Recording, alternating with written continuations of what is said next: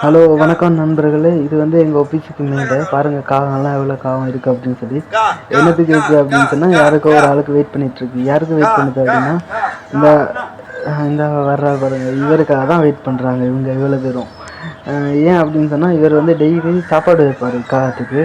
அதாவது கடையில் வாங்கிட்டு வந்து சிக்கன் இந்த சோறு இருக்குல்ல நாங்கள் சாப்பிட்டு மிச்சம் அப்படின்னு சொல்லி எல்லாத்தையும் கொண்டு வந்து இந்த காகத்துக்கு வைப்பார். இப்போ நான் பார்க்குறேன் நானும் இவரும் ஒன்றா தான் வேலை செய்கிறோம். இப்போ 8 வருஷமாக நாங்கள் இங்கே துபாயில் வேலை செய்கிறோம் 2 பேரும். துபாயில் ராசல் கேமாவில் மினிஸ்ட்ரி ஆஃப் எனர்ஜி இன்ஃப்ராஸ்ட்ரக்சர் அப்படின்னு சொல்லி கவர்மெண்ட் ஆஃபீஸில் நானும் இவரும் ஒன்றா தான் வேலை செய்கிறோம். 9 வருஷமாக இவர் காகத்துக்கு சாப்பாடு வைப்பார்.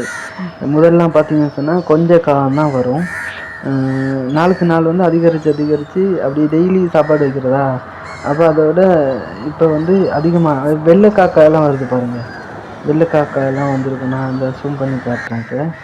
இப்போ வெள்ளைக்காகம் எல்லாம் வந்திருக்கும். இந்த வந்து நிற்கிறா சாப்பாடு வைக்க தண்ணி வைக்க. இப்போ 9 வருஷமாக அவர் இந்த வேலையை செய்கிறாரு.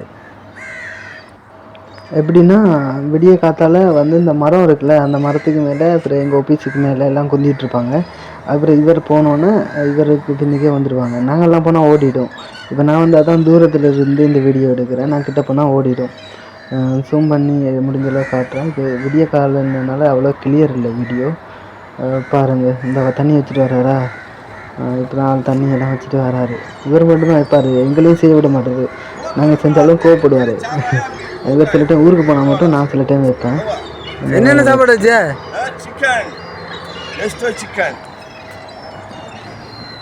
நெஸ்டோல வாங்கிட்டு வர்றீங்க? வெள்ளை காக்கெல்லாம் இருக்குங்க.